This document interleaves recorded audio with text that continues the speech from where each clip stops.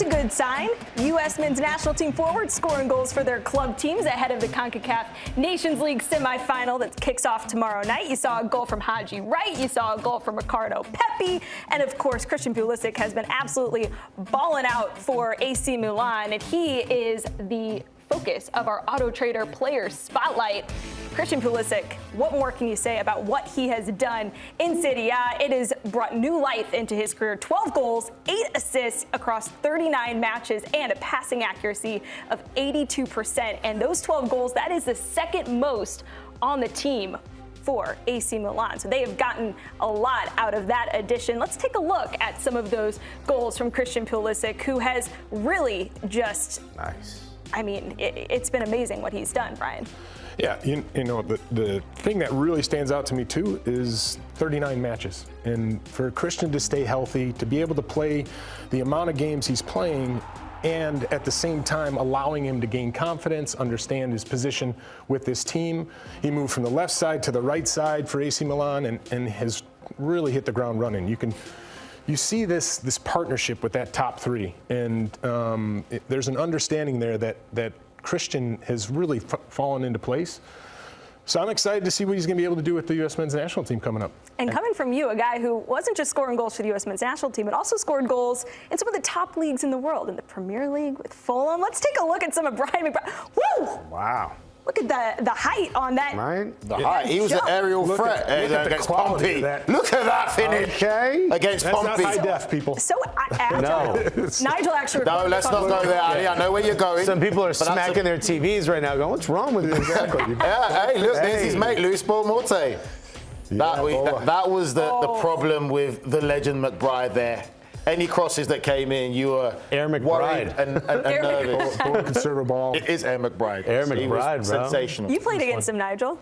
I did, you know, and he's one of those players where I know we've had this conversation before about, oh, Americans don't get respect. There was none of that when it came. It was like, you're playing Fulham, oh gosh, they've got Brian McBride up top, be careful, because he's dangerous. It wasn't that he was American and they made fun. It was like, no, he could play. He was a player.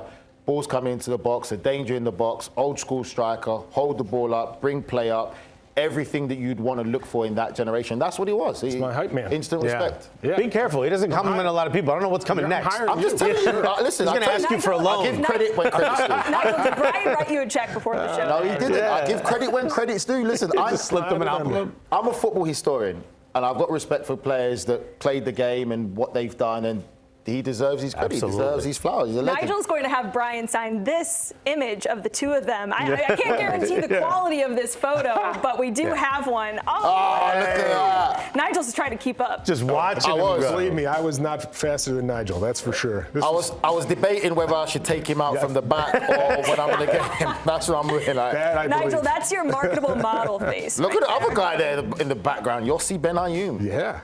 Benayoun. Our key magician at the time of that team there. That's a throwback name right there. It is cool looking back at just all the different generations of, especially on the goal scoring front, players that have come through, and now looking at this current U.S. group and a player like Christian Pulisic, who in this camp and on this roster right now has the most caps of any player that's been called in for this U.S. men's national team. He's scoring goals right now in really good form and has scored some great goals for the U.S. as well. Brian, what is your outlook on Christian Pulisic's career and perhaps the corner that he may be turning with this U.S. men's national team, given what you've seen from him on the club side? Well, I think he's turned the corner, per se, in many different ways. And I think one of the largest part is he's now a leader.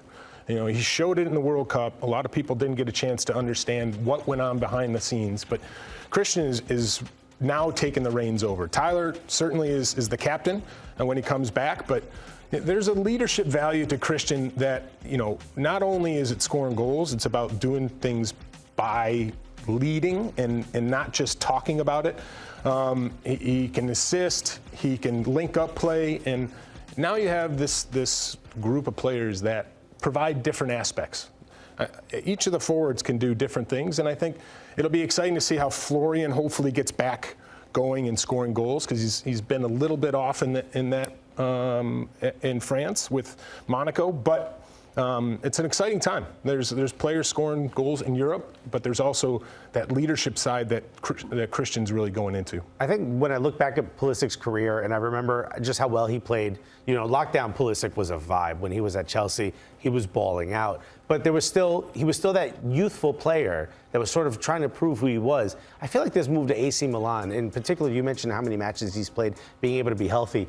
There's the corner that, for me, that he's turned is, I wonder what he would be like as he got older, hits more of his prime, got to that manhood part of his career versus that youthful player. And I feel like he's there now. I feel like we're seeing Christian Pulisic, the man. This is the player he's going to be moving forward, not proving himself so much anymore, showing you now who he is. Well, I think that he's found his league. That's the reality of it. The Premier League probably was a little bit too physical and demanding for him. Serie A is the league that suits him best. I think that's a big help. Managers helped by switching him from the right to the left to the right. So that's helped. The managers showed more faith in him. But I feel that this is the league that works for him for the physicality, the demands of the league. That's why we're seeing the best of him. I would still say this. I'm a big Pulisic fan, but I still feel he's missing that bit of edge. And I think he's got it in him. He has to understand now that whether you like it or not, you are the golden child of US soccer. Show that little bit of edge, because compared to the rest of the world and players he's competing against, they've got that arrogance. There's nothing wrong with the arrogance, because we're not denying the talent that you have, but have that little bit of edge, that little bit of ego to say and embrace it that, yeah, all eyes are on me. I can handle this. I'm that guy. I think he's got that edge. What was the man on the mirror? I'm telling you, you see it from a point of view of playing, he still doesn't have that. And it comes to what Alexis made a great point, where you're saying about being a boy to being a man.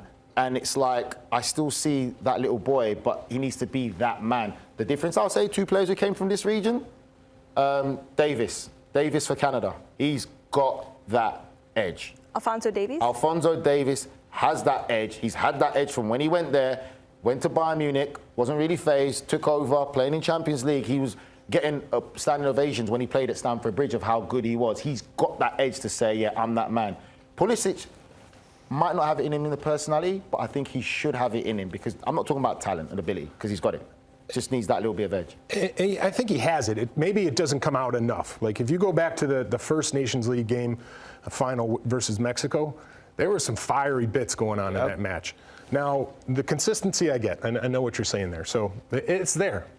I think every person, regardless of what you do, athlete or not, shows their personality in different ways. And I think that edge has come out, and perhaps he just doesn't show it all the time because he wants to keep himself in check. It's hard to say, but I don't know. I think he's got that edge, and we're only going to keep seeing that with this U.S. men's national team and with Christian Pulisic, who has shown it in the past. And now he's got a couple big competitions that are going to be high stakes, which usually brings out the most competitive sides of these athletes. We've still got